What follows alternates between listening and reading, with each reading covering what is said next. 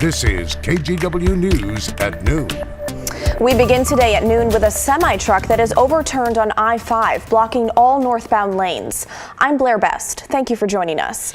Now to a live look from the rest stop along I-5. You can see northbound traffic is at a standstill. This happened about 2 miles south of Wilsonville. You can see the truck has flipped on its side and is blocking all northbound lanes. It looks like traffic now is back up and running. Aurora Fire has been tweeting, and they are at the scene. They're telling the public to avoid the area. So far, no word on any injuries. We will bring you the latest online at kgw.com. Well, now we want to bring you the latest on the conditions of U.S. Congresswoman Suzanne Bonamici and her husband. Both are at home today, recovering after getting hit by a car on Friday night. Representative Bonamici now tweeting about her condition, saying, quote, "Thank you to everyone for your well wishes and to the first responders and healthcare workers who provided the care that we needed. My husband and I are continuing to recover at home and are grateful for your kind thoughts and support." This all happened just before 9 o'clock Friday night near Northwest 19th and Everett.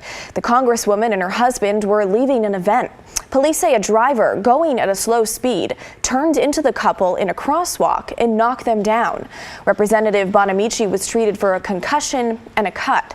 Her husband had minor injuries. We just want her to have a very speedy recovery, her husband as well. Congresswoman Bonamici is a fighter.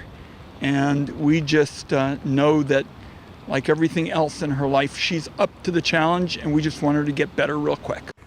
Portland police say the driver that hit them stayed at the intersection, cooperated with police, and wasn't cited.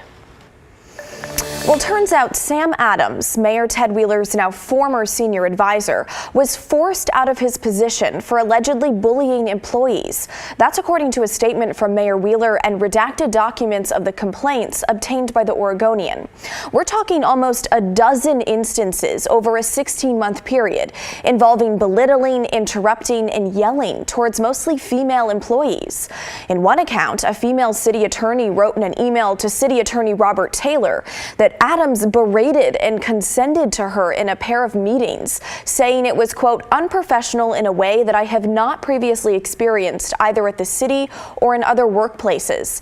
Now, despite what we've learned, Adams maintains that he stepped down for health reasons, telling the Oregonian in a text late Friday, quote, "In all my years working for the city, I have never witnessed a city director of human resources and a city attorney speaking at an official city news conference offering sweeping statements about HR complaints that apparently did not meet the threshold to even be officially investigated."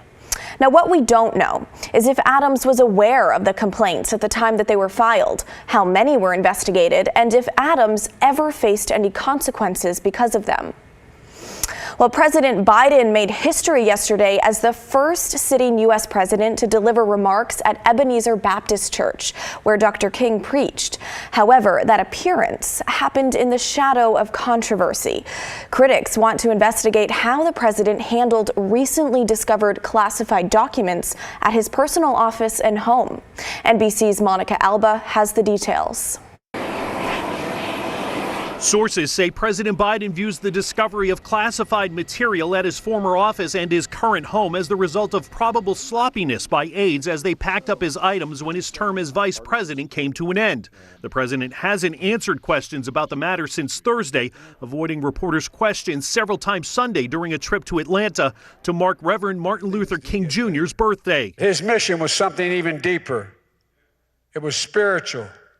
It was moral. Democrats are trying to draw distinctions between the Biden team's handling of classified documents and that of former President Trump, who has insisted he declassified items found during an FBI search at his Florida home. The president's lawyers, the moment they found out about the documents that day, turned them over to the National Archives and ultimately to the Department of Justice. But with special counsels now investigating both presidents' handling of classified material, House Republicans are eager to put the Biden White House under the microscope. The hypocrisy here is great. We're very concerned about a lack of transparency. We're very concerned, as I've said many times, about a two-tier system of justice in America. And we just want equal treatment, and hopefully we'll get some answers very soon. But questions remain. Was he aware that they'd been moved?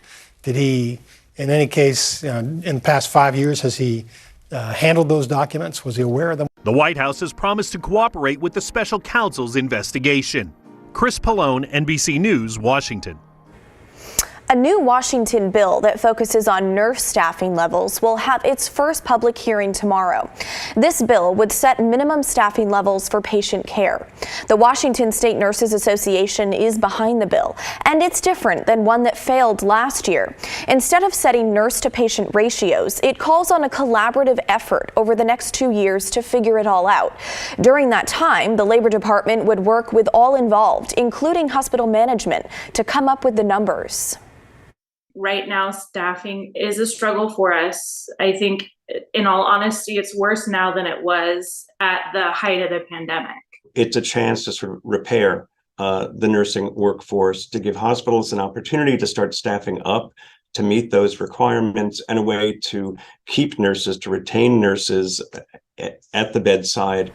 Meanwhile, the Washington State Hospital Association doesn't support it. Its legislative agenda includes strengthening existing laws that allow hospitals and worker groups to develop individual staffing plans. The bill will get its first public hearing in Olympia tomorrow. And in Oregon, the legislature will begin its 2023 session tomorrow, and that comes with a lot of changes. One of the biggest being the state's new governor, Tina Kotek, who was sworn in last week. The assembly will likely run for nearly 6 months and will be fully in person this year. All right, now let's check in with Rod Hill for a look at the weather this week. And Rod, what do you have for us? You know, so far today for most of our area, it's been really nice, dry and partly cloudy with light winds. We've been watching rain offshore and along the north coast.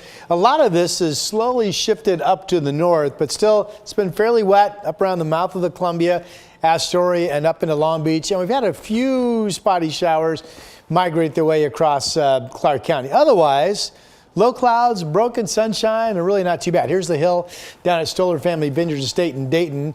Kind of partly cloudy with some breaks in the blue. It's actually been quite bright, I think, looking out the windows here at KGW in downtown Portland. We're at 49 with light winds, so that's certainly comfortable. I have today's high. I've lifted it up to about 51 degrees. We'll keep a spotty shower chance with light winds alive. The next weather front where we get widespread rain, that's coming in Wednesday, and I'll have more on that forecast coming up. All right, Rod, thank you. Well, over the weekend, a dead whale washed up on a beach near Fort Stevens. This isn't unusual, with about a half a dozen washing up each year. However, those are usually humpback whales. This is a sperm whale, and seeing one dead or alive is rare. Experts with the Oregon Seaside Aquarium say this whale gives them a unique opportunity to learn about them. A lot of scientific value can come out of the lower jaw, and unfortunately there are people out there that will kind of come and carve the teeth out, and so it's really important for us to get that whole jaw off as soon as we possibly can. In addition to collecting that jawbone, researchers are also planning a necropsy this week to find out why this whale died.